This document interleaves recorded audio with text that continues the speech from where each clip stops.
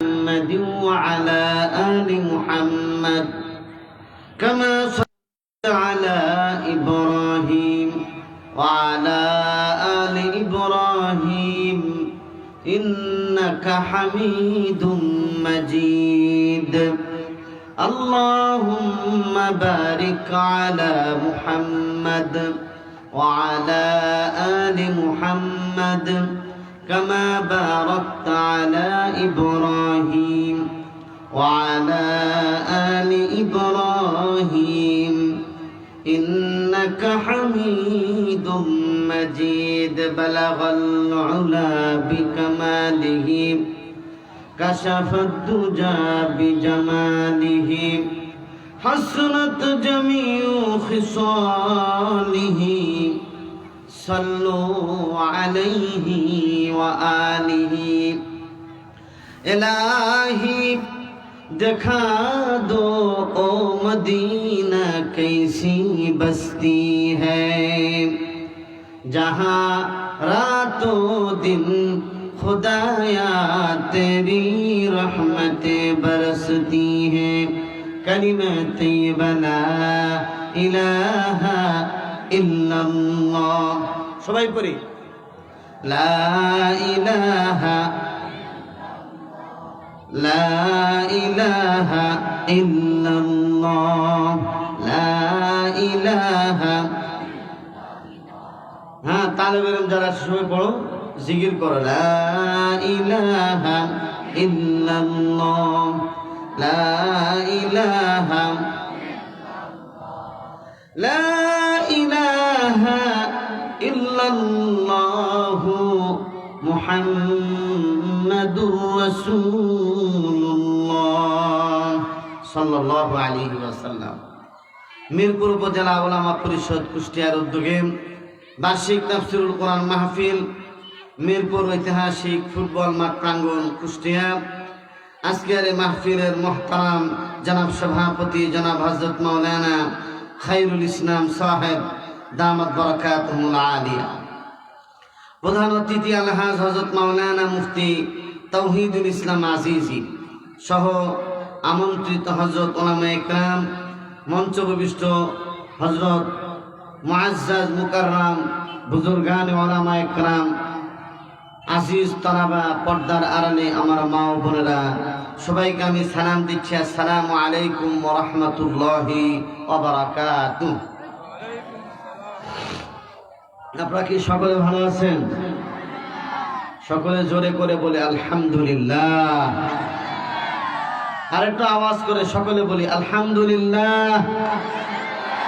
সবাই বলি আল্লাহু আকবার। আল্লাহ তাআলার মহান দরবারে আলিশানে লাখো কোটি সুজুদ ও শুকর আদায় করছি যে আল্লাহ সুবহানাহু ওয়া তাআলা আমাদেরকে তাফসীরুল কোরআন মাহফিল, কোরআনে কারীমের ব্যাখ্যামূলক একটি অনুষ্ঠানে তাফসীরে অংশগ্রহণ করার শরীক হওয়ার তৌফিক দান করলেন। এজন্য রব্বে করিমের দরবারে শুকর গুজার হচ্ছি। আবার একটু সমস্বরে সকলে চিৎকার করে বলি আলহামদুলিল্লাহ। পৃথিবীর মধ্যে সবচেয়ে সেরা গ্রন্থ হলো কোরআনে কারীম, আর এই কোরআনে কারীমের তাফসীর আজকে এই ফুটবল মাঠ প্রাঙ্গণে অনুষ্ঠিত হতে যাচ্ছে।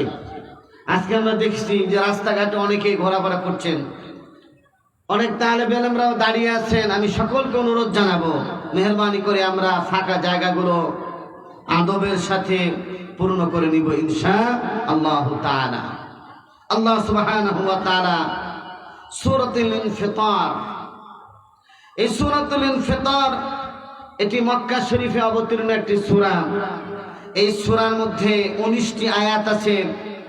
এই সূরাটি কোরআনে কারীমের 82তম সূরা এবং এই সূরাটি হলো কোরআনে কারীমের নাজিলের দিক দিয়ে 82তম সূরা।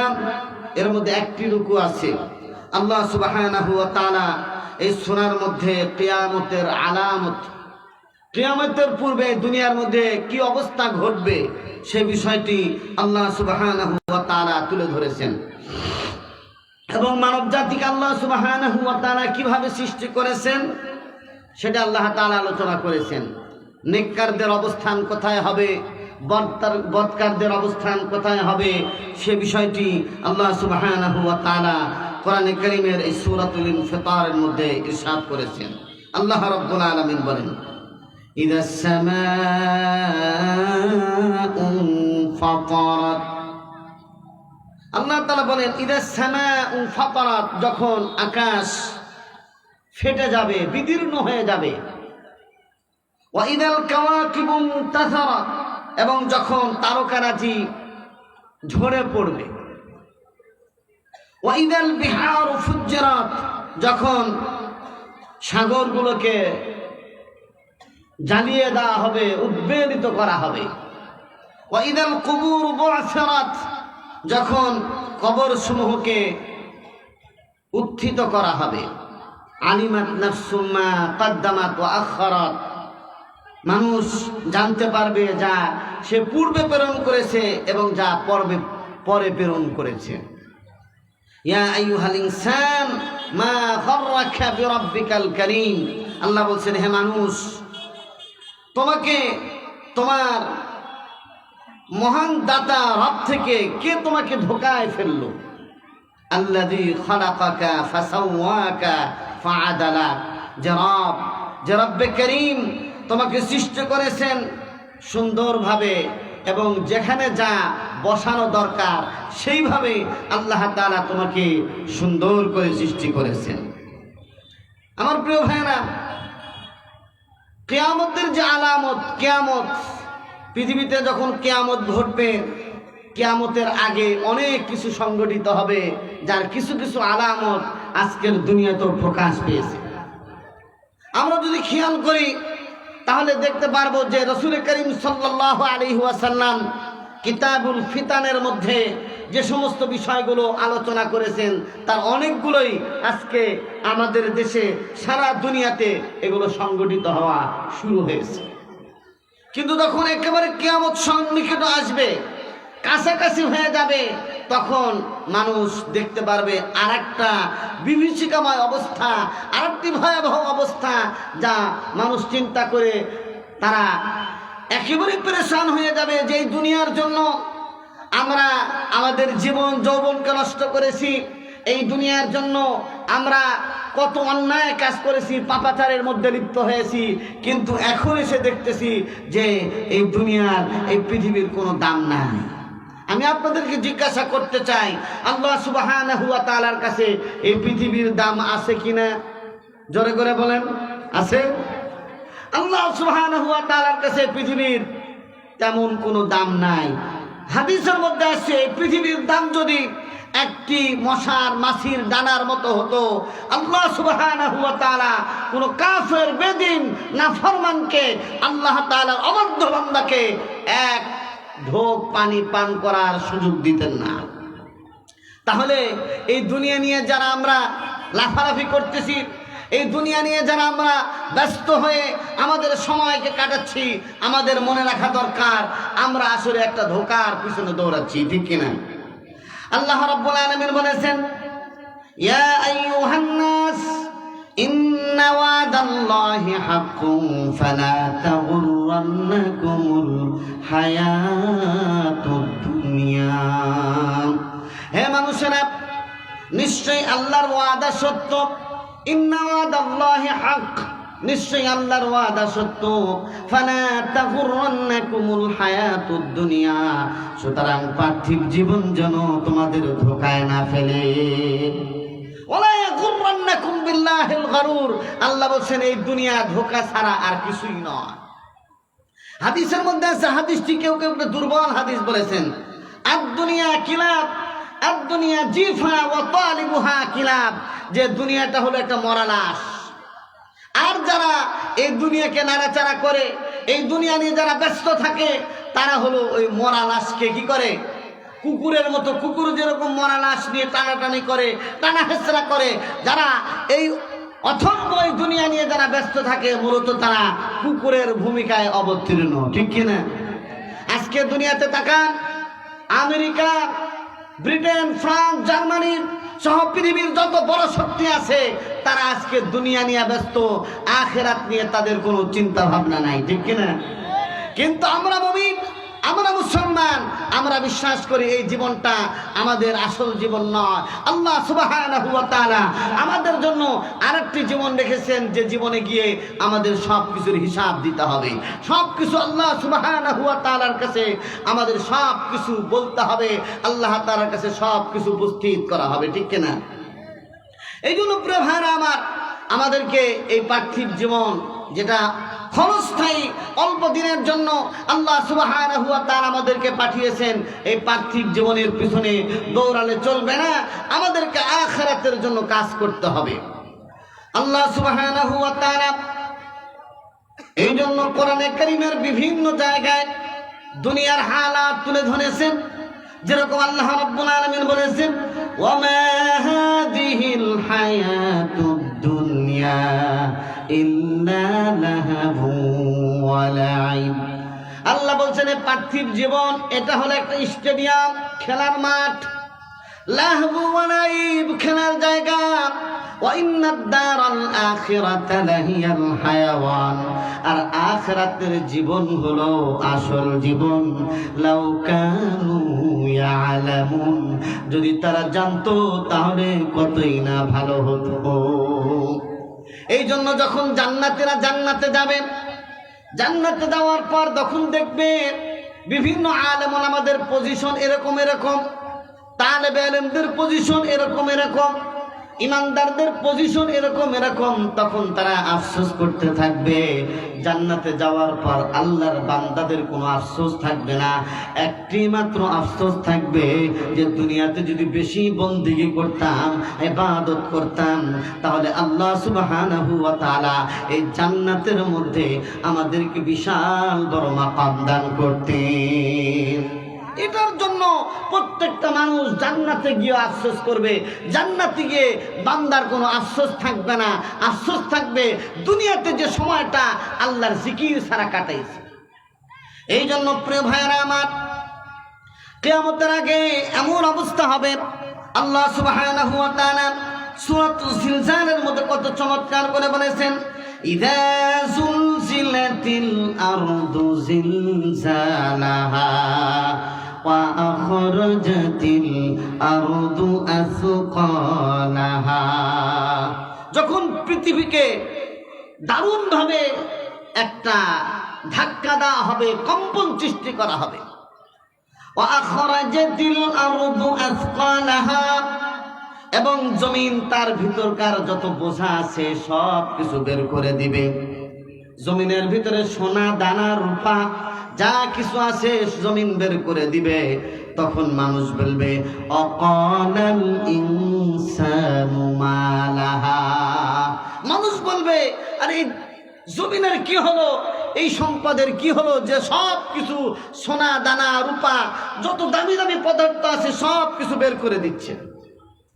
আল্লাহ রাব্বুল আলামিন বলবেন, ইয়াউমাইযিন তুহাদ্দিসু আখবারাহা, সেদিন জমিন সেদিন তার সমস্ত কিছু পেশ করে দিবে মানুষের সামনে, তার ভিতরগত যত খবর আছে সব কিছু প্রকাশ করে দিবে। আজকে আমরা এই দুনিয়ার জন্য যত কামরা কামরি, এই দুনিয়ার জন্য যত লড়াই, এই দুনিয়ার জন্য যত সংগ্রাম আমরা করতেছি, ঠিক কিনা? এই জন্য প্রিয় ভাইরা আমার, এই যে সূরাতুল ইনফিতার আপনাদের সামনে পড়লাম, এর পূর্বের সূরার মধ্যে আল্লাহ সুবহানাহু ওয়া তাআলা কিয়ামতের আগের অবস্থাটা আরো সুন্দর করে বলেছেন। আল্লাহ রাব্বুল আলামিন বলেন, ইদাশ শামসু কুওয়াত, যখন সূর্য আলোহীন হয়ে যাবে, কিয়ামতের আগে আর এরকম আলো দিবে না। কিয়ামতের আগে এমন একটা অবস্থা হবে, সূর্য আগে পূর্ব দিক দিয়ে উঠতো, সেই সূর্যটা পশ্চিম দিক থেকে উদিত হবে। ইদাশ শামসু কুওয়াত ওয়া ইদান নুজুমু কাদারাত, আর যখন তারকাগুলো খসে খসে পড়বে, ওয়া ইদাল জিবালু সুইরাত, আর যখন এরকম ভাবে পাহাড়গুলোকে চালিত করা হবে, পাহাড়গুলো যেগুলো জায়গায় দাঁড়িয়ে আছে, পাহাড়গুলো কিয়ামতের আগে এমন ভাবে দৌড়াতে থাকবে, একটা পাহাড়ের সাথে আরেকটা পাহাড় এমন ভাবে ধাক্কা লাগবে, ধাক্কা লাগার কারণে পুরা পাহাড়গুলো একেবারে ভেঙে চুরে চুরমার হয়ে একেবারে কালইহনিল মানফুস অর্থাৎ ধ্বনিত তুলার মতো এগুলো উঠতে থাকবে। এটা হলো কিয়ামতের আগের অবস্থা। এই যে কোরআনে কারীম আমরা দেখতেছি, এই কোরআনে কারীমের মধ্যে আল্লাহ সুবহানাহু ওয়া তাআলা তিনটা বিষয় নিয়ে সবচেয়ে বেশি আলোচনা করেছেন। কয়টা বিষয়? তিনটা। এক নম্বর হলো তাওহীদের আলোচনা, আল্লাহর একাত্মবাদের আলোচনা। দুই নম্বর হলো রাসূল অর্থাৎ রিসালাতের আলোচনা। আর তিন নম্বর আল্লাহ সুবহানাহু ওয়া তাআলা মাআদ বা আখিরাত সম্পর্কে এই কোরআনে কারীমের মধ্যে আলোচনা করেছেন। তিনটা বিষয়ে এই কোরআনের মধ্যে সবচেয়ে বেশি আলোচনা হয়েছে। একটা হলো তাওহীদ, আরেকটা হলো রিসালাত, আরেকটা হলো আখিরাত। আর এই কোরআনের আলোচ্য বিষয় হলো মানুষ। এই কোরআনের আলোচ্য বিষয় কি বলেন? মানুষ। মানুষ কিভাবে তার জিন্দেগির মধ্যে সফলতা পাবে, মানুষ কিভাবে জিন্দেগি পরিচালনা করবে, আল্লাহ সুবহানাহু ওয়া তাআলা এই কোরআনে কারীমের মধ্যে মানুষকে সব কিছু জানিয়ে দিয়েছেন। জোরে বলেন না সুবহানাল্লাহ। মানুষের কাজটা কি? মানুষের কাজ কি শুধু ইবাদত করা, না ইবাদতের পাশাপাশি মানুষের আরো কাজ আছে? মানুষের শুধু আল্লাহ তাআলা ইবাদতের জন্য তৈরি করেন নাই, ইবাদত এবং খেলাফত দুইটা জিনিসই দরকার। অর্থাৎ ইবাদত মূল মাকসাদ নয়, ওই খেলাফত কায়েম করার জন্য আল্লাহ সুবহানাহু ওয়া তাআলা মানুষদেরকে এই পৃথিবীর বুকে সৃষ্টি করেছেন। আল্লাহ তাআলা আমাদেরকে তার গোলামি করার জন্য সৃষ্টি করেছেন। এই কথা তো পরিষ্কার ভাবে আল্লাহ তাআলা বলেছেন। আল্লাহ রাব্বুল আলামিন বলেছেন, ওয়ামা খালাকতুল জিন্না ওয়াল ইনসা ইল্লা লিয়াবুদুন। আমি মানব জাতি এবং জিন জাতিকে আমার ইবাদত করার জন্য, আমার গোলামি করার জন্য আমি সৃষ্টি করেছি। আরেক জায়গায় আল্লাহ সুবহানাহু ওয়া তাআলা বলেছেন, সমস্ত নবীদেরকে এই বিষয়ে আল্লাহ তাআলা নির্দেশনা দিয়েছেন। আল্লাহ তাআলা বলেছেন, শারা'a লাকুম মিনাদ-দীনি মা ওয়াসসা বিহি নূহান ওয়াল্লাযী আওহাইনা ইলাইক ওয়া মা ওয়াসাইনা বিহি ইব্রাহিমা ওয়া মূসা ওয়া ঈসা আন আকিমুদ-দীনা ওয়ালা তাতাফাররাকু ফীহি। আল্লাহ বলছেন, তোমাদের জন্য তোমাদের জন্য দিনটাকে এরকম ভাবে বাস্তবায়ন করা হয়েছে যে দিনের কথাটা নূহ আলাইহিস সালাম তার জাতির সামনে উপস্থাপন করেছেন, ইব্রাহিম আলাইহিস সালাম তার উম্মতকে বলে গেছেন, মূসা আলাইহিস সালাম বলে গেছেন, ঈসা আলাইহিস সালাম বলেছেন, সমস্ত নবীরা তার উম্মতদেরকে বলেছেন, আন আকিমুদ্দিন, তোমরা দিন কায়েম করো, ওয়ালা তাতাফাররাকু ফি, আর দিন কায়েম করতে গিয়ে, ইসলাম কায়েম করতে গিয়ে তোমরা বিচ্ছিন্ন হয়ো না। আজকে আমরা মুসলমান, কিন্তু আজকে আমাদের মধ্যে একতা নেই, আজকে আমাদের মধ্যে ঐক্যবদ্ধতা নেই, ঠিক কিনা বলেন? এই জন্য ইবাদত এবং খেলাফত এই দুইটা দায়িত্ব। আল্লাহ তাআলার ইবাদতের জন্য তো আল্লাহ তাআলা ফেরেশতাদেরকে সৃষ্টি করেছিলেন। সে ফেরেশতারা তো আল্লাহর ইবাদত, বন্দেগী, জিকির, তাসবিহ, তাহলিল ইত্যাদি করত, কিন্তু আল্লাহ সুবহানাহু ওয়া তাআলা চেয়েছেন এই পৃথিবীর বুকে খেলাফত কায়েম করতে, ঠিক কিনা বলেন? আল্লাহ তাআলা বলেছেন, ওয়া ইয ক্বালা রাব্বুকা লিল মালাইকাতি ইন্নী জাইলুন ফিল আরদি খলিফা ক্বালু আতাজআলু ফিহা মান ইউফসিদু ফিহা ওয়া ইয়াসফিকুদ দিমা। আল্লাহ বলেছেন, স্মরণ করো সে সময়, ওই ক্বালা রাব্বুকা, যখন তোমার রব বললেন ফেরেশতাদেরকে লক্ষ্য করে যে আমি এই পৃথিবীর বুকে খলিফা বানাতে চাই, আমি এই পৃথিবীর বুকে খেলাফত কায়েম করতে চাই। তখন ফেরেশতারা বলল, আল্লাহ মানুষকে সৃষ্টি করার দরকার নাই, আমরাই তো নাহনু নুসাব্বিহু বিহামদিক, আমরা আপনার তাসবিহ, তাহলিল এবং আপনার যে ইবাদত বন্দেগী আছে সবগুলো আমরা করতেছি। সুতরাং মানুষ সৃষ্টি করার খলিফা বানানোর কোনো প্রয়োজন নাই। আল্লাহ বললেন ইন্নী আ'লামু মা লা তা'লামুন, আমি যা জানি তোমরা তা জানো না। এই জন্য এই পৃথিবীর বুকে শুধু ইবাদত নয়, আল্লাহ তাআলা খেলাফত কায়েমের জন্য এই পৃথিবীর বুকে মানুষকে প্রেরণ করেছেন। কিন্তু আমরা যারা মুসলমান, আমরা এই কথা কখনোই মনে করি না যে আমি আল্লাহর খলিফা, আল্লাহর পক্ষ থেকে আমি দায়িত্বশীল। একটা হাদিস আমাদের সমাজের মধ্যে ব্যাপকভাবে প্রচলিত আছে, সেটা হলো আল উলামা ওয়ারাসাতুল আম্বিয়া, ওলামা একরাম নবীগণের উত্তরসূরি। এই হাদিস তো আমরা যখন বর্ণনা করি আলেমদের ফজিলত বর্ণনা করি, কিন্তু আমার উস্তাদ শাইখুল হাদিস আল্লামা আজিজুল হক রাহমাতুল্লাহ আলাইহি বলতেন এটা বুখারীর হাদিস, আল উলামা ওয়ারাসাতুল আম্বিয়া। এটা শুধু আলেমদের ফজিলতের জন্য এই হাদিস বর্ণনা করা হয় নাই, বরং এই হাদিসটা হলো আলেমদের দায়িত্ব এবং কর্তব্যের ব্যাপারে বর্ণনা করা হয়েছে। আলেমদের দায়িত্ব কি? নবীরা যত কাজ করেছেন সব দায়িত্ব হলো আলেম ওলামাদের, ঠিক কিনা? নবীরা কি কি কাজ করেছেন? নবীরা এক নম্বর কাজ করেছেন মানুষের মধ্যে দ্বীনের তালিমের কাজ করেছেন। ইয়াতলু আলাইহিম আয়াতিহি ওয়া ইউযাক্কিহিম ওয়া ইউআল্লিমুহুমুল কিতাবা ওয়াল হিকমা। যত নবী, আমাদের নবী পৃথিবীর বুকে এসেছেন, তিনি মানুষের সামনে কোরআন তেলাওয়াত করেছেন। অনেক মানুষ এমনটা বলে যে এই কোরআন তেলাওয়াত, এই কোরআন শুধু আপনার তোতা পাখির মতো তেলাওয়াত করলে তো কোনো লাভ নাই, এটার অর্থ জানতে হবে, ব্যাখ্যা জানতে হবে। আমি বলতে চাই যে কোরআন শুধু তেলাওয়াত করলেও লাভ, কারণ আল্লাহর নবী উম্মতের সামনে এই কোরআন শুধু তেলাওয়াত করেছেন, এই মর্মেও হাদিস বর্ণিত হয়েছে। আল্লাহর নবী বলেছেন মান ক্বারা আল কোরআন বিহারফিন মিন কিতাবিল্লাহি ফালাহু হাসানা। আল্লাহর নবী বলেছেন কোরআনে কারীম থেকে যদি কেউ একটা হরফ তেলাওয়াত করে, আল্লাহ তাআলা প্রত্যেকটা হরফের মোকাবেলায় একটি করে নেকি আল্লাহ তাআলা তার আমলনামায় দিয়ে দিবে। আল্লাহর নবী এই হাদিসের ব্যাখ্যা করতে গিয়ে বলেছেন যে আমি কথা বলি না আলিফ লাম মিম এটা একটা হরফ, বরং এটা হরফে মুকাত্তাত।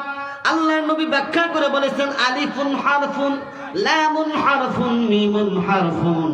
অর্থাৎ কোন আল্লাহর বান্দা যদি আলিফ লাম মিম তেলাওয়াত করে, আল্লাহ সুবহানাহু ওয়া তাআলা তার আমলনামায় 30টা নেকি লিখে দিবেন। কোরআনে অনেকগুলো হক আছে, তার মধ্যে একটা হক হলো কোরআন তেলাওয়াত করা, আরেকটি হক হলো কোরআনে কারীম সহি শুদ্ধভাবে তেলাওয়াত করা, আরেকটি হক হলো কোরআনকে বোঝা, আরেকটি হক হলো কোরআনের তাবলীগ করা, আরেকটি হক হলো এই কোরআনকে আল্লাহর জমিনে কায়েম করা। আমরা কারা কারা আছি এই যে তাফসীরুল কোরআন মাহফিলে যারা আছি, এই কোরআন আল্লাহর জমিনে কায়েম হোক, আল্লাহর জমিনে প্রতিষ্ঠিত হোক, কারা কারা চায় একটু হাত উঠায় দেখান। নারায়ে তাকবীর, নারায়ে তাকবীর। আল কোরআনের আলো, আল হাদিসের আলো, কোরআন সুন্নাহ যেখানে, কোরআন সুন্নাহ যেখানে। একটু আগে যিনি পরিচালক ছিলেন তিনি একটু সুন্দর কথা বলেছেন, আল কোরআনের আলো সংসদে জ্বালো, ঠিক কিনা? সংসদে এই কোরআনটা জ্বালাতে হবে। সংসদে যদি কোরআনকে না পাঠানো যায়, শুধু মসজিদ আর মাদ্রাসার মধ্যে রাখলে এই সমাজের পরিবর্তন হবে না, ঠিক কিনা বলেন? এই সমাজের যদি পরিবর্তন ঘটাতে হয় তাহলে কোরআনকে সংসদে পাঠাতে হবে, পার্লামেন্টে পাঠাতে হবে, সচিবালয়ে পাঠাতে হবে। তাহলেই এই কোরআন তেলাওয়াত করা, কোরআন আসা, কোরআনের আগমনের যে উদ্দেশ্য সেটা কি হবে?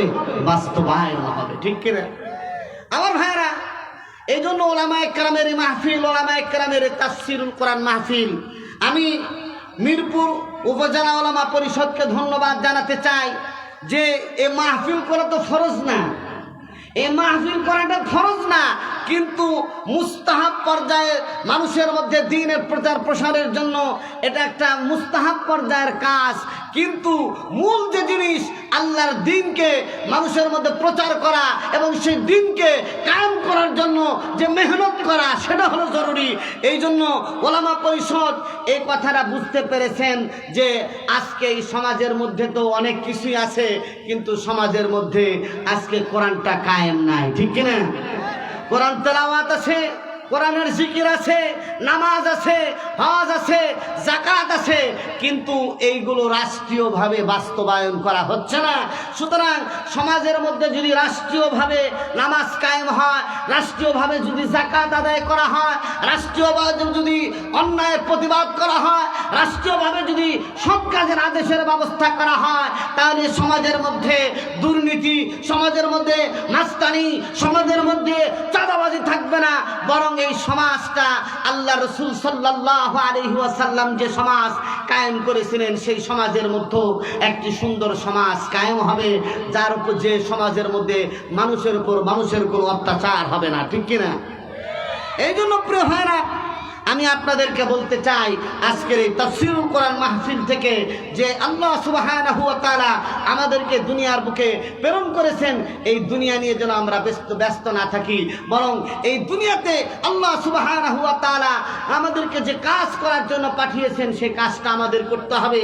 সে কাজটি হলো নবীরা যে কাজগুলো করেছেন সে কাজগুলো করা।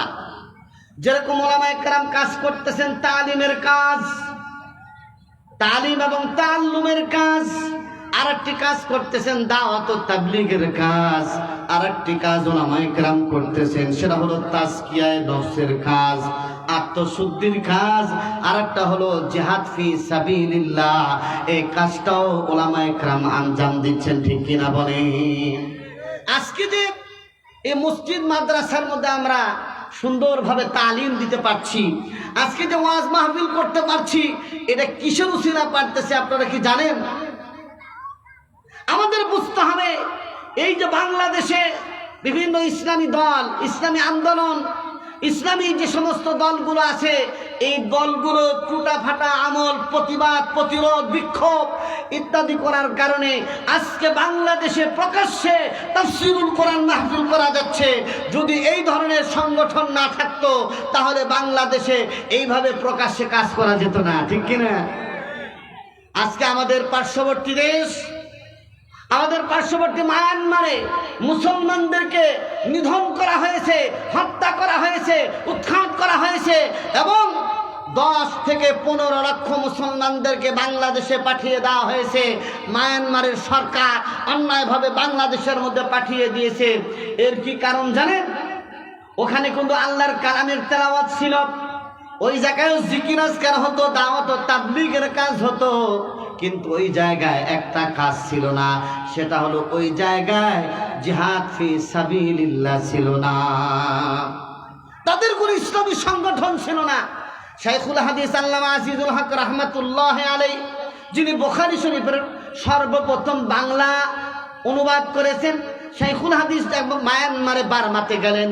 বার্মাতে সফরে গিয়ে বললেন যে শোনো, তোমরা তো অনেক দিনই কাজ করো, এখানে বুখারী শরীফ পড়ানো হয়, এখানে মুসলিম শরীফ পড়ানো হয়, মাদ্রাসা আছে, দাওয়াতের কাজ আছে, কিন্তু সাথে সাথে তোমাদের অধিকার আদায়ের জন্য, দিন কায়েমের জন্য একটা সংগঠন করো। ওই সংগঠন যদি থাকে তাহলে সংগঠনের উসিলায় তোমরা এরকম ভাবে প্রতিবাদ প্রতিহত করতে পারবে। কিন্তু মায়ানমারের মুসলমানেরা এই কথাটা তারা শোনে নাই, তারা আমলে নেয় নাই।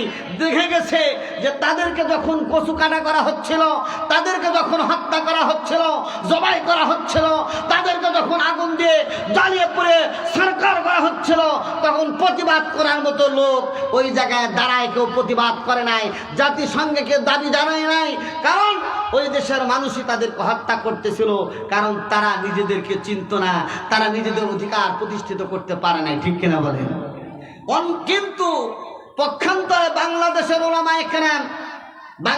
উলামায়ে কেরাম সকল বাতিলের বিরুদ্ধে ঐক্যবদ্ধ, ঠিক কিনা বলেন? এর সবচেয়ে বড় প্রমাণ হলো যে মিরপুর উপজেলা উলামা পরিষদ তারা এটাকে গুরুত্বপূর্ণ মনে করে দেখেই এই জায়গায় বসে হকের কথা প্রচার করার জন্য, হকের কথা বাস্তবায়ন করার জন্য তারা এই ওয়াজ মাহফিল, তাফসীরুল কোরআন মাহফিলের আয়োজন করেছে, ঠিক কিনা? অনেকে বলে হুজুর আপনারা কেন এত প্রতিবাদ করেন, দাওয়াত তাবলীগ নিয়ে আপনারা কেন এত কথা বলেন, আপনারা কেন দেশ নিয়ে এত কথা বলেন, সমাজ নিয়ে কেন এত কথা বলেন, রাজনীতি নিয়ে কেন এত কথা বলেন? আমি বলি এটা আল্লাহর পক্ষ থেকে ওলামায়ে কেরামকে দায়িত্ব দেওয়া হয়েছে। ওলামায়ে কেরাম হলেন আল্লাহর নবীর উত্তরসূরি, আম্বিয়া কেরামের উত্তরসূরি। সুতরাং ওলামায়ে কেরাম সমাজের মধ্যে যত অসঙ্গতি আছে ওই অসঙ্গতির বিরুদ্ধে কথা বলাটা ওলামায়ে কেরামের 1 নম্বর দায়িত্ব, ঠিক কিনা? ইয়ানফুনা আনহু তাহরিফান গালিন ওয়া তা'বিলাল মুবতিলিন, অর্থাৎ সমাজের মধ্যে যে সমস্ত বাড়াবাড়ি যারা করে, ওই বাড়াবাড়ির কারণে ওয়ালা যারা আছে তাদের এইগুলোকে মানুষের সামনে তুলে ধরা এবং বাতিল সম্প্রদায়ের মুখোশকে উন্মোচন করে দেওয়া, এটা আলেমদের দায়িত্ব, মসজিদের ইমাম সাহেবের দায়িত্ব, এটা খতিব সাহেবের দায়িত্ব। যারা উলুমে নবুয়তকে বহন করেন তাদের দায়িত্ব হলো মানুষকে হক পথে, সৎ পথে হক কথাটা মানুষের সামনে তুলে ধরা। এই জন্য ওলামায়ে কেরাম মিম্বারে বসে বসে হক কথা বলেন, ঠিক কিনা? যদি তা না বলা হতো এই সমাজের মধ্যে দেখতেন আরো ভয়াবহ অবস্থার সৃষ্টি হতো। মসজিদের মেম্বার থেকে আলেমরা হক কথা বলে দেখেই আজকে এই সমাজটা সুন্দর আছে, ঠিক কিনা? আমার প্রিয় ভাইয়েরা, এই জন্য আমি আপনাদেরকে বলতে চাই এই দুনিয়ার জীবনটা শেষ হয়ে যাবে, আমাদেরকে আবার পরকালের একটা জিন্দেগির মধ্যে আমাদেরকে যেতে হবে। এই দুনিয়ার ধোকায় আমাদের পড়লে চলবে না, বরং আমাদেরকে খেয়াল রাখতে হবে আমাদের আসল জিন্দেগি হলো পরকালের জিন্দেগি। এই জন্য আল্লাহ তাআলা বললেন, ইয়া আইয়ুহাল ইনসানু মা গাররাকা বিরাব্বিকাল কারীম। হে মানুষরা, তোমাদেরকে তোমার রব্বে কারীম থেকে কোন জিনিসে তোমাকে ধোকায় ফেললো? আমার ভাইয়েরা, আমরা যদি আমাদের চেহারার দিকে তাকাই, এই যে চোখটা কত সুন্দর করে আল্লাহ তাআলা সৃষ্টি করেছেন, জোরে বলেন আলহামদুলিল্লাহ। এই যে জবানটা কত সুন্দর করে আল্লাহ তাআলা সৃষ্টি করেছেন, এই যে আমরা নাক দিয়ে শ্বাস প্রশ্বাস নিচ্ছি, অক্সিজেন নিচ্ছি, আবার অক্সিজেন বের করে দিচ্ছি, এটার তৌফিক একমাত্র আল্লাহ তাআলা দেন। এর জন্য আমাদের কি দিতে হয় না, কর দিতে হয় না, ট্যাক্স দিতে হয় না। যদি এরকম হতো যে আমরা যে এরকম বাতাস নিচ্ছি আল্লাহ তাআলার প্রকৃতির বাতাস, এই বাতাস নিতে গেলে আমাদের প্রত্যেক বছরে 1000 করে টাকা দেওয়া লাগতো, অথবা যতবার আমরা শ্বাস নিব ততবার যদি আমাদেরকে টাকা দেওয়া লাগতো, তাহলে আমাদের দ্বারা কিন্তু সম্ভব ছিল না। কিন্তু আল্লাহ সুবহানাহু ওয়া তাআলা আমাদের জন্য এটা অবারিত করে দিয়েছেন, পানির ব্যবস্থা করেছেন, আমাদের জন্য কত নিয়ামত রাশি আল্লাহ তাআলা দিয়েছেন। আর আল্লাহ তাআলা বলেছেন, বান্দারে লা ইন শাকারতুম লা আযীদান্নাকুম ওয়া লা ইন কাফারতুম ইন্না আযাবি লাশাদীদ। বান্দারে, আমি তোমাদেরকে যে নিয়ামত রাশি দিয়েছি ওই নিয়ামতের শুকরিয়া যদি তোমরা আদায় করো, আমি আল্লাহ সুবহানাহু ওয়া তাআলা এই দুনিয়া এবং আখিরাতে তোমার সব ধরনের নিয়ামতের মধ্যে আমি আল্লাহ তাআলা বাড়িয়ে দিব। এই জন্য শুকরিয়া আদায় করা, সন্তান হলে আলহামদুলিল্লাহ, না হলে আলহামদুলিল্লাহ, আল্লাহ যে হালাতে রাখে ওই হালাতে থাকা আমরা কি করব? আলহামদুলিল্লাহ। আমার প্রিয় ভাইয়েরা, এই জন্য আল্লাহ সুবহানাহু ওয়া তাআলা আমাদেরকে যে সূরত দিয়ে, সুন্দর সূরত দিয়ে সৃষ্টি করেছেন, আল্লাহ তাআলা বলেছেন, লাকাদ খালাকনাল ইনসানা ফি আহসানি তাকওয়িম। আমি মানুষকে দুনিয়ার মধ্যে সবচেয়ে সুন্দর আকৃতি দিয়ে আমি আল্লাহ তাআলা সৃষ্টি করেছি। এই যে চোখটা আমাদেরকে আল্লাহ তাআলা এই জায়গা লাগাই দিয়েছে, আমাদের নাকটা এই জায়গায় লাগাইছেন, মুখটা এই জায়গায় লাগাইছেন। আল্লাহ তাআলা ইচ্ছা করলে চোখটা পিছনে দিতে পারতেন, আমার নাকটা আমাদের পিছনে দিতে পারতেন। খাবার খাওয়ার সময় আগে নাকের কাছে নিয়ে আমাদেরকে আগে রিপোর্ট নিতে হতো যে খানাটা খাওয়া যাবে কিনা।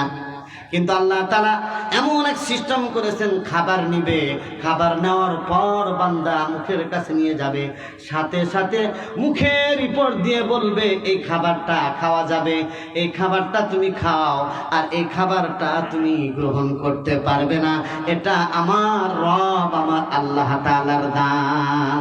ঠিক কিনা বলেন?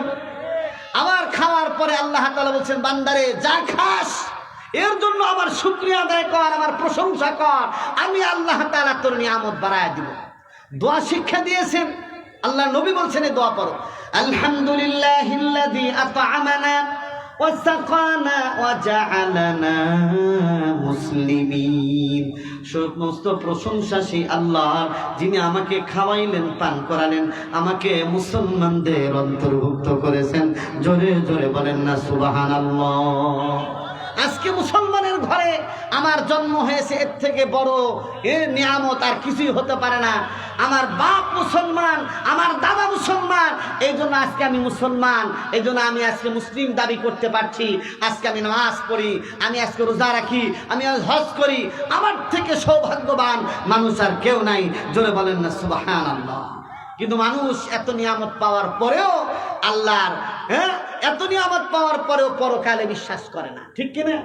আল্লাহ রাব্বুল আলামিন বলছেন, কাল্লা বাল তুকাযযিবুনা বিদ্দীনি ওয়া ইন্না আলাইকুম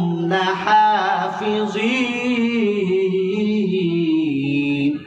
আল্লাহ বলছেন, কখনোই না, বরং তোমরা পরকালকে, প্রতিদান দিবসকে তোমরা অস্বীকার করো। কাফেররা এই একটা জিনিস তাদের বিশ্বাস হতো না। তারা মনে করতো যে মানুষ মরে যাবে, মরে যাওয়ার পর আবার তাদেরকে উঠানো হবে, আবার হিসাব কিতাব হবে, জান্নাত জাহান্নাম হবে। এই কথাটা কাফেরদেরকে আল্লাহর নবী বুঝাইতে পারতেন না। তারা সব সময় আল্লাহর নবীর সাথে এটা নিয়ে ঝগড়া বিবাদে তারা লিপ্ত ছিল। আল্লাহ রাব্বুল আলামিন কথাটা কোরআনের মধ্যে বলেছেন, কাফ ওয়াল কুরআনিল মাজিদ بل عجبوا أن جاءهم منذر منهم فقال الكافرون هذا شيء عجيب। কোরআনের কসম, পবিত্র কোরআনের কসম, বুঝতে বরং তারা আশ্চর্য বোধ করে যে তাদের মধ্য থেকে একজন সতর্ককারী এসেছেন, যে সতর্ককারী এসে বলে যে কিয়ামত হবে। বুঝতে কাফেররা বলে এটা একটু আশ্চর্য ধরনের ব্যাপার, আইযা মিতনা ওয়া কুননা তুরাবা যালিকা রাজউন বাঈদ। যখন আমরা মরে যাব, মাটিতে পরিণত হব, তখনও কি আবার আমাদেরকে ফিরানো হবে? এই কথাটা কিন্তু আজকে পৃথিবীর অন্য অন্য জাতিরা বিশ্বাস করে না। ঠিক কিনা? বিশ্বাস যদি করত তাহলে তারা আল্লাহকে অস্বীকার করতো না, তারা দুর্নীতি করতো না, তারা মানুষকে খুন করতো না, হত্যা করতো না। কিন্তু এই কথাটা বিশ্বাস না করার কারণেই আজকে পৃথিবীর মধ্যে যত অরাজকতা, পৃথিবীর মধ্যে যত খারাপই দেখা যাচ্ছে। ঠিক কিনা বলেন আমার ভাইরা? এই পৃথিবীর মধ্যে যদি আমি আপনি অন্যায় করি, এই পৃথিবীর মধ্যে আমি আপনি যদি আল্লাহ তাআলার নাফরমানি করি, আমার মনে রাখতে হবে আমার জন্য আল্লাহ তাআলা জাহান্নাম বানিয়ে রেখেছেন। কি রেখেছেন? জাহান্নাম। আল্লাহ রাব্বুল আলামিন বলেছেন, ইন্না শাজারাতাজ যাকুমি তাআমুল আফিম কালমুহলি ইয়াখলি ফিল বুতুন কাগালিল হামিম। আল্লাহ রাব্বুল আলামিন বলছেন যে যাকুম নামক একটা বৃক্ষ, যখন জাহান্নামীরা জাহান্নামে চলে যাবে তখন বলবে আমাদের খাবার দাও। আল্লাহ তাআলার পক্ষ থেকে তাদের জন্য খাবার হিসাবে যাকুম নামক একটা বৃক্ষ, একটা গাছ তাদের সামনে পেশ করা হবে।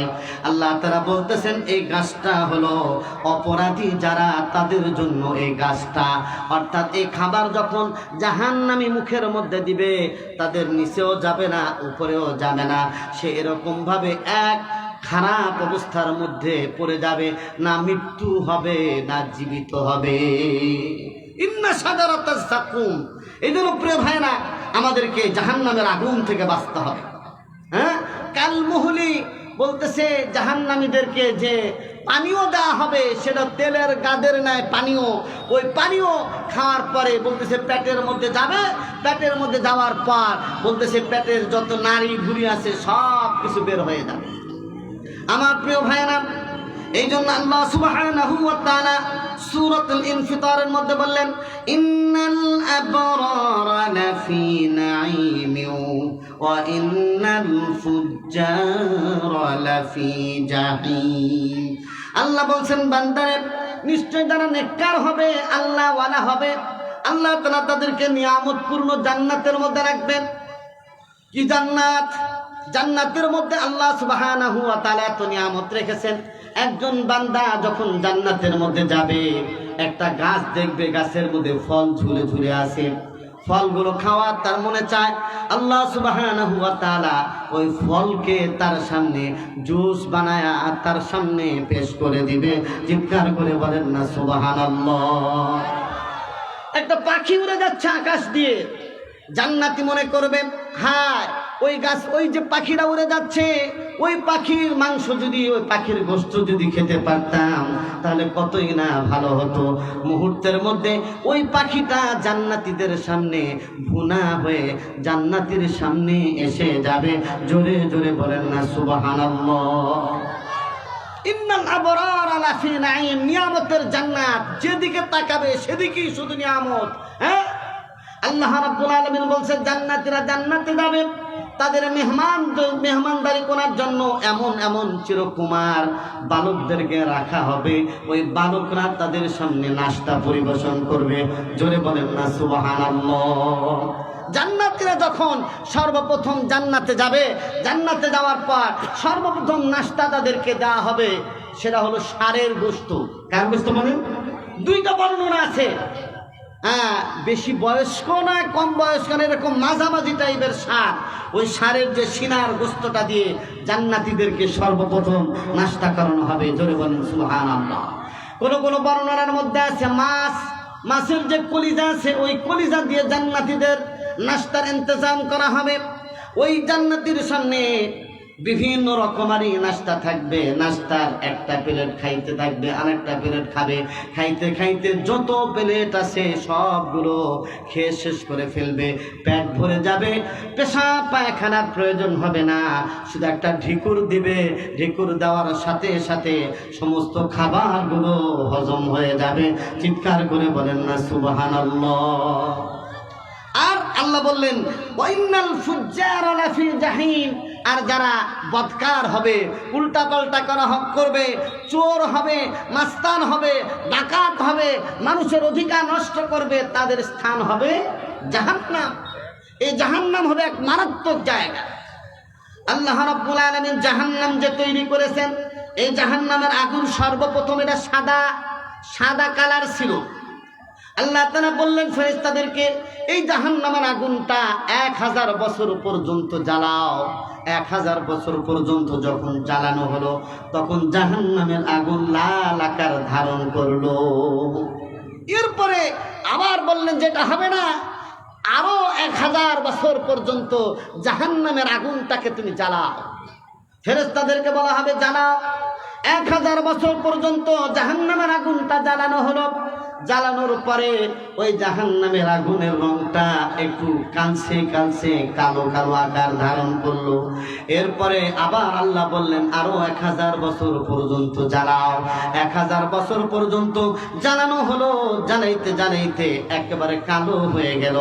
আল্লাহ রাব্বুল আলামিন নবী বলেছেন, এখন জাহান্নামের আগুনটা কালো আকার ধারণ করেছে।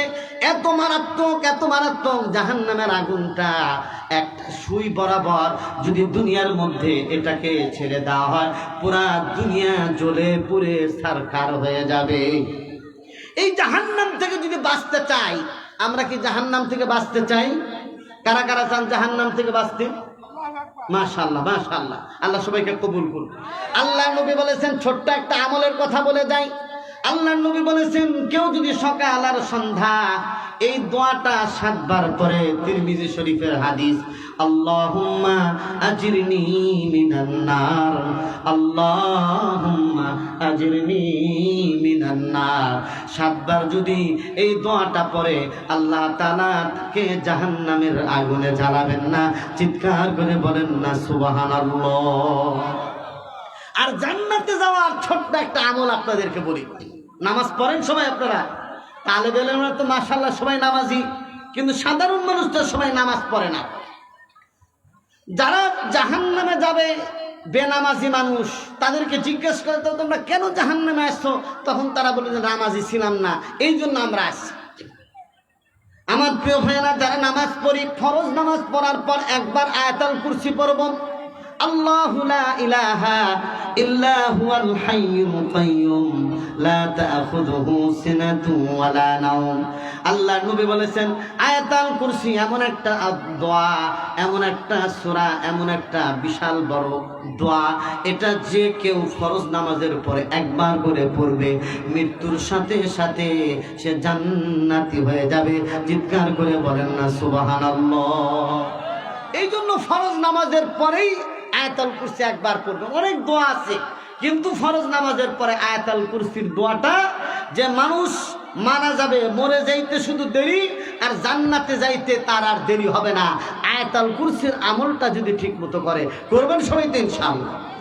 আমার ভাইরা আমার, এই জন্য আমি আপনাদের বলতে চাই, আজকে এই দুনিয়ার মধ্যে যত গন্ডগোল মারামারি, তার মধ্যে 1 নম্বর কারণ হলো জাহান্নামের ভয় আমাদের মধ্যে নাই। ঠিক কিনা?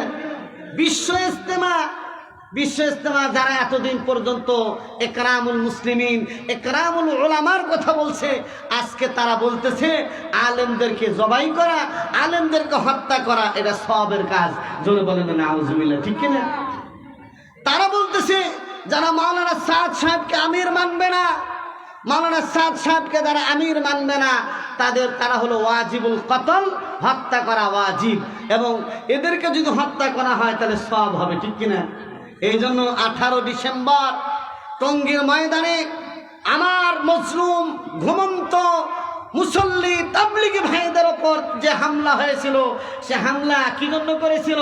তাদের শরীরের মধ্যে অস্ত্র ঢুকিয়ে দিয়ে নাড়াচাড়া করেছে যে তারা মাওলানা সাদ সাহেবকে মানে না, এই জন্য মুরতাদ হয়ে গেছে, এই জন্য তারা কাজটা করেছে। ঠিক কিনা বলেন? এখনো তারা বলে যে বাংলাদেশ সহ যত আলেম ওলামারা মাওলানা সাদ সাহেবের বিরোধিতা করে, এরা মূলত গোমরা হয়ে গেছে। নাউজুবিল্লাহ। কত বড় হাস্যকর একটা ব্যাপার! আলেমরা গোমরা হয়ে যাবে, পথভ্রষ্ট হয়ে যাবে, এটা কোশ্চিনকালে হতে পারে না। আর সব আলেম একসাথে পথভ্রষ্ট হয়ে যাবে, গোমরা হয়ে যাবে, এটা কোশ্চিনকালে হতে পারে না। সুতরাং তারা যে গোমরা হয়ে গেছে এটা যেন মানুষ না বুঝে, এই জন্য এই জিনিসটা প্রচার করে। ঠিক কিনা বলে? আমার প্রিয় ভাইরা, দেখবেন America, India, France, Germany, Russia, তারা বলে মুসলমানরা জঙ্গি। ঠিক কিনা? মুসলমানদেরকে জঙ্গি বললে তারা ট্যাগ লাগায়, কিন্তু যখন মুসলমানদেরকে, ইন্ডিয়ার মধ্যে মুসলমানদেরকে গরুর গোশত খাওয়ার কারণে মুসলমানদেরকে হত্যা করা হয়, পিটানো হয়, জবাই করা হয়, তখন তাদেরকে জঙ্গি বলে না। ফিলিস্তিনের মজলুম গাজা এলাকায় মুসলমানদের ওপর, মুসলিম বাচ্চাদের ওপর ইতিহাসের বর্বর যে হামলা আজ থেকে 70 বছর আগে শুরু হয়েছে, সেখানে হাজার হাজার আমার মা বোনদেরকে হত্যা করা হয়েছে, শহীদ করা হয়েছে, বাচ্চাদেরকে খুন করা হয়েছে। বর্তমানে এক ভয়াবহ অবস্থার মধ্যে এই গাজা এলাকা তারা কালাতিপাত করছে, কিন্তু এই জায়গায় প্রতিনিয়ত হাসপাতালের উপর হামলা, প্রতিনিয়ত মুসলমানদের ওপর হামলা, মুসলমানদেরকে গুলি করে এরকম হত্যা করা হয়েছে। কিন্তু এই জায়গায় ওদেরকে কি ইসরায়েল অর্থাৎ ফিলিস্তিনের যারা মুসলমান আছে, এই মুসলমানদেরকে তারা বলে জঙ্গি, আর ইসরায়েলকে তারা বলে তারা ভালো, তাদের অধিকার আদায়ের জন্য তারা আন্দোলন করতেছে। ঠিক কিনা বলেন? নাউজুবিল্লাহি মিন যালিক। এই জন্য প্রিয় ভাইরা আমার, আজকে ওলামায়ে কেরামকে সোচ্চার হতে হবে, ওলামায়ে কেরামকে ঐক্যবদ্ধ হতে হবে। আজকে যে সমস্ত ওলামায়ে কেরাম এই তাফসীরুল কোরআন মাহফিল করছেন, তাদেরকে বলবো শুধু তাফসীরুল কোরআন মাহফিল নয়, এলাকায় এলাকায়, গ্রামে গঞ্জে মক্তব মাদ্রাসা কায়েম করুন। এলাকায় এলাকায় কাদিয়ানীদের বিরুদ্ধে মানুষদেরকে বুঝাতে দেখেন। এলাকায় এলাকায় যারা মুসলমানদের বিরুদ্ধে চক্রান্ত করতেছে, বাতিল সম্প্রদায় আছে, তাদের বিরুদ্ধে ওলামায়ে কেরামকে কাজ করতে হবে। আর বসে থাকার সময় নেই। ওলামায়ে কেরাম যদি আবার ঐক্যবদ্ধ হয়, আবার রাসূল করিম সাল্লাল্লাহু আলাইহি ওয়াসাল্লামের সে দাওয়াতি কাজ নিয়ে আবার ময়দানে ঝাঁপিয়ে পড়ে, তাহলে বাতিল আর পালানোর জায়গা পাবে না। ঠিক কিনা? এই জন্য প্রিয় ভাইরা আমার, যারা কাজ করে তাদের সমালোচনা হয়। আল্লাহর নবী সাল্লাল্লাহু আলাইহি ওয়াসাল্লাম দ্বীনি দাওয়াতের কাজ করতে গিয়েছেন, এই জন্য নবীকে পাগল বলা হয়েছে, এই জন্য নবীকে গণক বলা হয়েছে, নবীকে সন্ত্রাসী বলা হয়েছে, নবীকে সমাজচ্যুত করার জন্য বলা হয়েছে। আজকেও কিন্তু ওই ধরনের লোকেরা আমাদের সমাজের মধ্যে আছে। ঠিক কিনা? তারাও বলে যে এরা জঙ্গি, এরা হলো সমাজ বিরোধী, এরা হলো রাষ্ট্র বিরোধী। এই সমস্ত কথাবার্তা তারাও বলতে চায়। আমি পরিষ্কার বলতে চাই, আলেম ওলামাদের থেকে সবচেয়ে আরামপ্রিয়, শান্তিপ্রিয় সম্প্রদায় আর পৃথিবীর বুকে আর কেউ না। ঠিক কিনা? আল্লাহর নবী বলেছেন, আল উলামা ওয়ারাসাতুল আম্বিয়া। আল উলামা ওয়ারাসাতুন নবী বলা হয় নাই, আম্বিয়া নবীর বহুবচন আম্বিয়া। অর্থাৎ নবীরা যত কাজ করেছেন আলেমদের কাজ ওইটা। সুতরাং আলেমরা মিছিল করলে ওটাও কি? ওটাও দ্বীনের কাজ।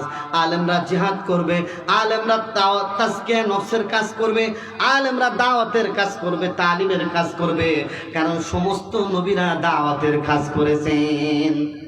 আমরে বিল মারুফ নাহি আনিল মুনকার, এই কাজটা এটা কিন্তু ইসলামের গুরুত্বপূর্ণ একটা কাজ। আজকে সমাজের মধ্যে নামাজ নাই, নামাজ কায়েম নাই রাষ্ট্রীয়ভাবে। ঠিক কিনা? নামাজ পড়ে কিছু লোক, কিন্তু সমাজের সব মানুষ নামাজ পড়ে না। এই জন্য মুসলমানদেরকে ক্ষমতা আসা দরকার। ক্ষমতা আসলে যদি রাষ্ট্রীয়ভাবে নামাজের হুকুম দেওয়া হয়, তাহলে আর নামাজ না পড়ে কেউ থাকতে পারবে না। এই জন্য নামাজ কায়েমের জন্য, যাকাত কায়েমের জন্য, আমরে বিল মারুফ নাহি আনিল মুনকারের কাজ করার জন্য আলেমদেরকে কাজ করতে হবে। এই যে একটা সময়, 5 জুলাইয়ের যে বিপ্লব, এই বিপ্লবের পরে আলেম ওলামাদের জন্য যে পরিবেশ সৃষ্টি হয়েছে, এই পরিবেশে যদি আলেম ওলামারা কাজ না করে, ঐক্যবদ্ধ না হয়, আগামী দিনে যদি সমস্ত দল মত নির্বিশেষে ইসলামের পক্ষে যদি জনমত কায়েম না করতে পারে, তাহলে আমাদের ভবিষ্যৎ বড় খারাপ আছে। ঠিক কিনা? এই জন্য আমাদেরকে কি করতে হবে? এই আল্লাহর কালামটাকে, রজ্জুটাকে মজবুত করে ধরতে হবে। আল্লাহ রাব্বুল আলামিন বলেছেন, ওয়া'তাসিবু বিহাবলিল্লাহি জামিআন ওয়া লা তাফাররাকু। আল্লাহ বলছেন, আল্লাহর রজ্জু অর্থাৎ আল্লাহর কোরআনকে তোমরা মজবুতভাবে ধারণ করো, ওয়া লা তাফাররাকু, তোমরা বিচ্ছিন্ন হয় না। আল্লাহর নবী বলছে, আল কোরআন হুয়া হাবলুল্লাহিল মাতিন। কোরআন হলো আল্লাহ তাআলার একটা মজবুত রশি। আল্লাহ সুবহানাহু ওয়া তাআলা এই রশিটা উপর থেকে, জান্নাত থেকে দুনিয়ার মধ্যে ছেড়ে দিয়েছেন। সুতরাং আমরা যদি কোরআন নামক রশিটা এরকম মজবুতভাবে ধরতে পারি, আল্লাহ তাআলা টেনে টেনে আমাদেরকে জান্নাতের মধ্যে নিয়ে যাবেন। এই জন্য কোরআনের উপর আমল করতে হবে। আজকে এই মাদ্রাসা যদি না থাকতো, বাংলাদেশ আলহামদুলিল্লাহ সুম্মা আলহামদুলিল্লাহ আলেম ওলামা, মাদ্রাসা, মসজিদ কায়েম হয়েছে। এই পরিমাণ আলেম ওলামারা এই পরিমাণ মেহনত করতেছেন, মাশাআল্লাহ, নিজের জান যৌবন দিয়ে, টাকা পয়সা দিয়ে আলেম ওলামারা কাজ করে যাচ্ছেন। এই জন্য পাড়ায় পাড়ায় বক্তব্য, পাড়ায় পাড়ায় মাদ্রাসা, পাড়ায় পাড়ায় আজকে দ্বীনের বিভিন্ন ইদারা কায়েম হয়েছে। ঠিক কিনা? এক সময় ইংরেজরা এসেছিল এদেশ থেকে ইসলামকে বিতাড়িত করতে। তারা শাড়ি পরিবর্তন করেছে, এর আগে ব্যবসার নাম দিয়ে এসেছিল, এখন তারা আবার চিকিৎসার নাম দিয়ে এসেছে, সেবার নাম দিয়ে এসেছে। আমি আপনাদেরকে বলতে চাই, বাংলাদেশকে অনেকে খ্রিস্ট রাজ্য পরিণত করতে চায়, অনেকে বাংলাদেশে কি করতে চায়? মূর্তির রাজ্যে পরিণত করতে চায়। ঠিক কিনা বলেন? বিগত সময়ে বিগত 15 বছরে বাংলাদেশে ব্রাহ্মণ্যবাদী শক্তির একটা আস্ফালন দেখা গেছে, এবং তারা বাংলাদেশে মূর্তির সংস্কৃতি কায়েম করতে চেয়েছিল। কিন্তু বাংলাদেশের তৌহিদের জনতা আল্লাহর নবী সাল্লাল্লাহু আলাইহি ওয়াসাল্লামের আদর্শ হয়ে নবীজি বলছেন, বৈস্তুলি কাসরিল ইসলাম, এই পৃথিবীর বুকে আমি মূর্তিকে ভাঙার জন্য, মূর্তিকে উৎপাদন করার জন্য এই পৃথিবীর বুকে আসছি। সুতরাং এক দিনের ব্যবধানে বাংলাদেশের 95% যত মূর্তি ছিল, ভাস্কর্য ছিল, সব ভেঙে চুরে চুরমার করে দেওয়া হয়েছে। আর একথা বলে দেওয়া হয়েছে, বাংলাদেশ কালিমা মুসলমানদের দেশ, বাংলাদেশ আলেম ওলামাদের দেশ, বাংলাদেশ পীর মাশায়েখদের দেশ, বাংলাদেশ শাহজালালের দেশ, বাংলাদেশ তৌহিদি জনতার দেশ। এই বাংলাদেশে এরকম মূর্তির সংস্কৃতি কায়েম হতে পারে না। বাংলাদেশে কায়েম হবে তাওহীদের রাজনীতি, বাংলাদেশে চলবে তৌহিদের কথা, বাংলাদেশে চলবে এক আল্লাহর কথা। ঠিক কিনা? হ্যাঁ,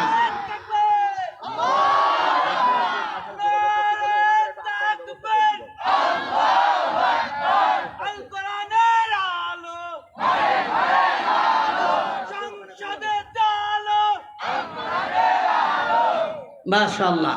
আমি এই জন্য বলতে চাই যে এই মিরপুর উপজেলা ওলামা পরিষদ, এখানে যোগ্য অনেক আলেম ওলামা আছেন। এই যে আমার পাশে যিনি আছেন হুজুর, অনেক বড় আলেম মাশাআল্লাহ, মাওলানা আবির হাসান, তারপরে মাওলানা আনোয়ার হোসেন জিহাদি, এই যে মাওলানা খায়রুল ইসলাম, তারপরে মাওলানা ফারুক হুসাইন সহ যারা আছেন, এরা সব যোগ্য কামেল বুজুর্গ আলেম। ঠিক কিনা? এই জন্য আমি কুষ্টিয়ার এই সমস্ত সাধারণ মানুষদেরকে বলবো, আলেম ওলামাদের নেতৃত্বে চলবেন, আলেম ওলামাদের সাথে ওঠা বসা করবেন, আলেম ওলামাদের সাথে চললে আপনাদের লস হবে না। আল্লাহ নবী বলেছেন, কুন আলিমান আও মুতাআল্লিমান আও মুস্তামিআন আও মুহিব্বান ওয়ালা তাকুনিল খামিস ফাতুহলিক। নবীজি বলছেন যে পারলে আলেম হও, 1 নম্বর কাজ আলেম হওয়া। সন্তানকে আলেম বানান, তাহলে সন্তান আপনার জন্য সম্পদ হবে। আও মুতাআল্লিমান, আলেম হতে পারেন নাই, তবে আলেমদের ছাত্র হন, আলেমদের সাথে ওঠা বসা করেন, আলেমরা যা মাসআলা মাসাইল দেয় ওইগুলো আপনারা মেনে চলেন। আও মুস্তামিআন, আলেমদের কথাগুলো মনোযোগ দিয়ে শোনেন। ওয়াজ মাহফিলের মধ্যে, তাফসীরুল কোরআন মাহফিলের মধ্যে যে আলোচনা হয়, ওই আলোচনাগুলো মনোযোগ দিয়ে শোনেন। আও মুহিব্বান, যদি তাও না পারেন আলেমদেরকে দিল দিয়ে মহব্বত করবেন, মাঝে মধ্যে আলেমদেরকে হাদিয়া দিবেন, মাঝে মধ্যে আলেমদেরকে বাসায় নিয়ে যাবেন, আলেমদের সাথে মহব্বত রাখবেন। আল্লাহ তাআলা কিয়ামতের দিন আপনাকে নাজাতের ব্যবস্থা করে দিবে। একজন জাহান্নামীকে জাহান্নামে নিয়ে যাওয়া হচ্ছিল, টেনে হেসড়ে নিয়ে যাওয়া হয় রাস্তায়। তাকে ফেরেশতাদেরকে আল্লাহ তাআলা বললেন, ও ফেরেশতারা দাঁড়াও, এই যে লোকটাকে তোমরা জাহান্নামে নিয়ে যাও, এই লোকটাকে জিজ্ঞেস করো এর কোনো আলেমের সাথে মহব্বত ছিল কিনা। তখন তাকে জিজ্ঞেস করা হবে, তোমার কোনো আলেমের সাথে, কোনো হাফেজ সাহেবের সাথে, কোনো ইমাম সাহেবের সাথে মহব্বত ছিল কিনা। বলছে, আল্লাহ, কোন আলেমের সাথে আমার সম্পর্ক ছিল না, তবে আলেমের আমার সাথে একজন বন্ধু ছিল, ওই বন্ধুর সাথে আলেমের সম্পর্ক ছিল। আল্লাহ বললেন, একে জাহান্নামে নিয়ে যাওয়া দরকার নাই, কারণ আলেমের বন্ধু আলেম হয়। এই জন্য যে সমস্ত ভাইয়েরা মাওলানা সাদ সাহেবের অনুসরণ করতেছেন, এতাআতের কথা বলতেছেন, আমি আপনাদেরকে বলবো, পায়ে ধরি, হাতে ধরি, আপনারা আলেমদের সাথে ওঠা বসা করেছেন, আলেমদেরকে মহব্বত করেন। এই জন্য ওই যে পথ আপনারা চলছেন ব্যক্তি পূজা, ওই পূজা থেকে আপনারা সরে এসে আলেমদের সাথে আপনারা জুড়ে কাজ করেন। ঠিক না? এই যে আগামী 31শে জানুয়ারি আর 1-2 ফেব্রুয়ারিতে আলমী ইজতেমা, আলমী শুরার অধীনে যে বিশ্ব ইজতেমা হচ্ছে, কারা কারা ইজতেমা যাইতে রাজি আছেন? আরে হাত উঠান না, ভয় পান নাকি আপনারা? হাত উঠান, হাত উঠান। আলমী ইজতেমা এটা আমাদের জন্য গৌরবের বিষয়, বাংলাদেশের জন্য গৌরবের বিষয়। কারণ বাংলাদেশে ইজতেমা হলে দেশের লাভ, দেশের সুনাম, দেশের সুখ্যাতি এই ইজতেমার মাধ্যম হয়। বাংলাদেশ রেমিটেন্স পায়। কি পায়? রেমিটেন্স পায়। আজকে ইসলামের শত্রুরা সাধারণ জনগণ আর আলেম ওলামাদের মহব্বত হোক দাওয়াত ও তাবলীগের মাধ্যমে, ইসলামের দুশমনেরা সেটা চায় না। এই জন্য দাওয়াত ও তাবলীগের মধ্যে মতানৈক্য সৃষ্টি করা হয়েছে, ঠিক কিনা বলেন? এই জন্য ষড়যন্ত্র কোন জায়গায় এটা আমাদেরকে বুঝতে হবে। আমার প্রিয় ভাইরা, এই জন্য আল্লাহ সুবহানাহু ওয়া তাআলা কোরআনে কারীমের মধ্যে বলেছেন, ইয়া আইয়ুহাল্লাযীনা আমানুত্তাকুল্লাহা ওয়া কুনু মা'আস সাদিকিন। ও ঈমানদারেরা, তোমরা আল্লাহকে ভয় করো এবং সাদিকিন আল্লাহওয়ালা যারা আছেন তাদের সাথে ওঠা বসা করো।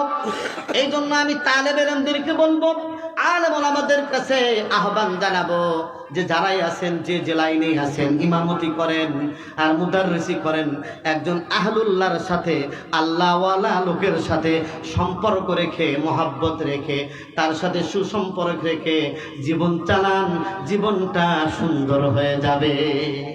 আজকে আমাদের যুবক ভাইরা যারা আছে তারা কোনো মুরব্বী মানতেছে না, ঠিক কিনা বলেন? মুরব্বী মানে না, বাপকে মানে না, ওস্তাদকে মানে না, এরকম আলেম ওলামাদেরকে মানে না। এই জন্য যুবকরা বিভ্রান্ত হচ্ছে, ঠিক কিনা বলেন? আজকের যুব সমাজ তারা ইয়াবাখোর হচ্ছে, নেশাখোর হচ্ছে, মাস্তানি করছে, সন্ত্রাসী করছে। তারা বাপ মায়ের বুকের ওপর অস্ত্র ধরছে, বাপ মায়ের কথার বাহিরে চলছে, বাপ মাকে না জানায় বিবাহ শাদী করে নিয়ে আসতেছে। তারা বাইক চালাতে গিয়ে রোড ঘাটে রাস্তা এরকম ভাবে মরে কি এরকম শেষ হয়ে যাচ্ছে। কিন্তু যুব সমাজ, তোমাদের জীবন আছে, তোমাদের একটা ভবিষ্যৎ আছে, তোমাদেরকে মনে রাখতে হবে। তোমরা যদি ভালো হও, তোমরা যদি সুন্দর হও, তোমরা যদি সুন্দরের পথে চলে আসো, বাংলাদেশে আবার ইসলামের রাজ কায়েম হবে। বাংলাদেশের এই ইসলামী রাজ কায়েমে আর কেউ বাধা সৃষ্টি করতে পারবে না। এই জন্য দেখছেন না 31st নাইটে কিভাবে বাংলাদেশের যুবকদেরকে উদ্বুদ্ধ করে এমনভাবে একটা বোমা ফুটায়া, ফুস্টন ইত্যাদি এমন এক পরিবেশ করা হয়েছে যে বাংলাদেশ লন্ডনের একটা অংশ পরিণত হয়েছে, ঠিক কিনা? এই জন্য যুব সমাজ তোমাদেরকে বলতে চাই, আজকে যে মিরপুর ওলামা পরিষদ যে তাফসিরুল কোরআন মাহফিল করেছে, এই কোরআনটা তোমার বুকের মধ্যে তুমি ধারণ করো, এই কোরআনের তাফসীর তুমি শোনো, এই কোরআন অনুযায়ী তোমার জীবনটা যাপন করো, তাহলে দেখবে তোমার জীবনটা সুন্দর হয়ে গেছে, ঠিক কিনা? আমার ভাইয়েরা, একটা ঘটনা আপনাদেরকে বলি যে একবার এক লোক এরকম এক জঙ্গলের মধ্যে গেছে, জঙ্গলের মধ্যে গিয়ে একটা দামি পদার্থ পেয়েছে, অনেক দামি জিনিস। এই দামি জিনিস নিয়ে এসে সে তো আর চিনে না এই দামি জিনিস, এই জন্য এটা দিয়ে পা পরিষ্কার করে। কিন্তু যখন একজন জাওহারি আসছে, জাওহারি এসে দেখে, হাইরে এত দামি জিনিস দিয়ে পা মুছে, বলল, ভাই এই যে জিনিসটা আপনি পা মুছতেছেন, আপনাকে আমি এত টাকা দিব, আমাকে এটা দিয়ে দেন, আর আপনি এই টাকাগুলো নেন, টাকা দিয়ে আপনি ইট কিনে, সিমেন্ট কিনে সুন্দর করে পা পরিষ্কার করার জন্য আপনি ব্যবস্থা করেন। বারবার এই কথাটা জাওহারি তাকে বলতেছে। তারপরে লোকটা বলল যে এই জিনিসটা এত দামি নাকি, বারবার শুধু চাচ্ছে, এই জন্য পরে দেয় নাই। এই জন্য আজকে বাংলাদেশের সিলেবাস থেকে কোরআনের শিক্ষাকে উঠায় দেওয়া হয়েছে, ঠিক কিনা বলেন? বাংলাদেশের সিলেবাসের মধ্যে মেট্রিকের মধ্যে 40 হাদিস পড়ানো হতো, হযরত আবু বকর সিদ্দিক রাদিয়াল্লাহু তাআলা আনহুর জীবনী পড়ানো হতো, হযরত ওমর রাদিয়াল্লাহু তাআলা আনহুর জীবনী ছিল বাংলাদেশের সিলেবাসের মধ্যে। বইয়ের মধ্যে বিশ্বনবী মানবতার মুক্তির দূত মুহাম্মদ সাল্লাল্লাহু আলাইহি ওয়াসাল্লামের জীবনী ছিল। কার ইশারায় বাংলাদেশের সিলেবাস থেকে এগুলো উঠায় দেওয়া হলো। সুতরাং বুঝতে হবে, বাংলাদেশের যুব সমাজকে, বাংলাদেশের সন্তানদেরকে নাস্তিক বানানোর জন্য এই পায়তারা শুরু হয়েছে, ঠিক কিনা? এই জন্য পরিষ্কার নতুন সরকারকে, অন্তর্বর্তীকালীন সরকারকে আমরা সতর্ক করে দিতে চাই, আগামী দিনে সিলেবাস হবে কোরআন সুন্নাহর আলোকে, ঠিক কিনা? এবং এই সিলেবাস প্রণয়নের মধ্যে আলেম ওলামাদেরকে রাখতে হবে। সমাজের মধ্যে যত কাজকর্ম হবে, সামাজিক যত কাজকর্ম হবে, ওই কাজকর্মের মধ্যে আলেম ওলামাদেরকে অন্তর্ভুক্ত করতে হবে, মাদ্রাসার ছাত্রদেরকে অন্তর্ভুক্ত করতে হবে। আর মাদ্রাসার তালেবে ইলমদেরকে বলে যায়, তোমরা কোনো নীরব হয়ে নিস্তব্ধ হয়ে বসে থাকলে চলবে না। আজকের পৃথিবী কিন্তু আগের পৃথিবী নয়। এই জন্য জ্ঞান, গরিমা, বুদ্ধি, যোগ্যতা আমাদেরকে অর্জন করতে হবে এবং সামাজিক কাজে আমাদেরকে অংশগ্রহণ করতে হবে। যেরকম আজকের ওলামায়ে কেরাম এই সামাজিক কাজ নিজেরা চাঁদা করে আজকের এই তাফসিরুল কোরআন মাহফিল করেছেন, ঠিক কিনা? এই জন্য আমি আপনাদেরকে বলবো যে এই সুন্দর আয়োজন আপনারা যে করেছেন, আগামী দিনে এই তাফসিরুল কোরআন মাহফিল হোক। কারা কারা চান দেখি, কারা কারা চান হাত উঠান। নারায়ে তাকবীর, নারায়ে তাকবীর। কোরআন সুন্নাহর আলো, আল কোরআনের আলো, আলেম ওলামা যেখানে, আলেম ওলামা যেখানে, তালেবে ইলম যেখানে। এখনই ওয়াজ মাহফিলকে টিকা রাখতে হলে তো জান তো দিতেই হবে, সাথে মালও দিতে হবে, ঠিক কিনা? হ্যাঁ, আমার আগে যে হুজুর ওয়াজ করে গেছেন মাওলানা শামসুল হক সাহেব, উনি কিন্তু মালের কথা বলছেন ইশারা ইঙ্গিতে, ঠিক কিনা? আমার ভাইয়েরা, আল্লাহ সুবহানাহু ওয়া তাআলা কোরআনে কারীমের মধ্যে আমাদের সাথে একটা ব্যবসার কথা বলেছেন। ইয়া আইয়ুহাল্লাযীনা আমানু হাল আদুল্লুকুম আলা তিজারা তুনজিকুম মিন আযাবিন আলীম।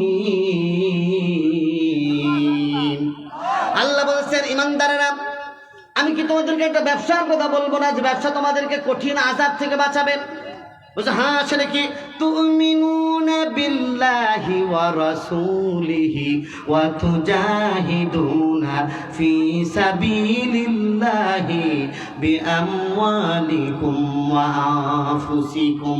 সেই জিহাদটা হলো, ব্যবসাটা হলো আল্লাহর উপর ঈমান আনবে, রাসূলের উপর ঈমান আনবে, আর মাল আর জান দিয়ে আল্লাহর রাস্তায় জিহাদ করবে।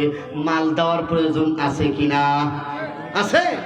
কারা কারা আছেন যে মাল দিয়ে এই তাফসিরুল কোরআন মাহফিলকে মুখ পর্যন্ত টিকায় রাখবেন? হাত উঠান, একটু হাত উঠান। হ্যাঁ, জলদি হাত উঠান, নাড়াচাড়া দেন, নাড়াচাড়া দেন। এই আপনারা একটা রুমাল নেন, 2-3টা রুমাল নিয়ে নামেন। আমি আপনাদেরকে আহ্বান জানাবো, যার পকেটে যা আছে আপনারা আল্লাহর ওয়াস্তে এই তাফসিরুল কোরআন মাহফিলের জন্য দিবেন, ঠিক আছে? সবাই একটু হাত উঠান। এবং সাধারণ জনগণ যারা আছে, তৌহিদ জনতা যারা আছে, মুসল্লিয়ান ইকরাম যারা আছেন, তাদেরকে বলবো যে আপনারাও সাধ্য অনুযায়ী এই মাহফিলের শরীক হবেন। পারবেন তো ইনশাআল্লাহ? আমার ভাইরা, আল্লাহ রাব্বুল আলামিন বলছেন, ইন্নাল্লাহা আশতারা মিনাল মুমিনিনা আনফুসাহুম ওয়া আমওয়ালাহুম বিআন্না লাহুমুল জান্নাহ। নিশ্চয় আল্লাহ তাআলা তোমাদের জান এবং মাল জান্নাতের বিনিময়ে ক্রয় করে নিয়েছেন। অর্থাৎ আমরা হলাম কি? জান্নাত ক্রয়কারী। আল্লাহ বিক্রি করতেছেন, জান মাল দাও আর জান্নাত নাও। এই জন্য আমরা ক্রেতা, আল্লাহ হলে কি বলতেছে, জান্নাত আমি বিক্রি করবো, কে নিবেন? তোমরা আসো, তার জন্য তোমাদের মাল খরচ করতে হবে। ইকাতিলুনা ফি সাবিলিল্লাহ ফায়াকতুলুনা ওয়া ইয়াকতালুন। আল্লাহর রাস্তায় লড়াই করো, তোমরা মরো এবং তোমরাও মারো। অর্থাৎ মুসলমানেরা কি করেছেন? বদরের মধ্যে তারা শহীদ হয়েছে, তারা মারছে, আর বদরের মধ্যে তারা শহীদ হয়েছে, ঠিক কিনা? এই জন্য মাল দেওয়ার দরকার আছে কিনা? আপনারা যারা এখানে উপস্থিত আছেন, আমি তো ওইভাবে কালেকশন করলাম না, আমাকে বলা হয়েছে যে একটু রুমালের ব্যাপারে আপনি বলে দিন। এই জন্য আমি একটু আপনাদেরকে আহ্বান জানালাম। আমাদের প্রধান বক্তা আসছে, ইনশাআল্লাহ প্রধান বক্তার হাতে আপনারা বাকি যা দেওয়ার এবং বাকি যে সমস্ত নসিহত আপনারা শুনবেন। আল্লাহ সুবহানাহু ওয়া তাআলা আমাদেরকে সহি কথা বুঝা আমল করার তৌফিক দান করুন। আমিন। ওয়া আখিরু দাওয়ানা আনিল হামদুলিল্লাহি রাব্বিল আলামিন। আসসালামু আলাইকুম ওয়া রাহমাতুল্লাহি ওয়া বারাকাতুহু। আলহামদুলিল্লাহ, ধন্যবাদ হযরত মাওলানা মুফতি আব্দুল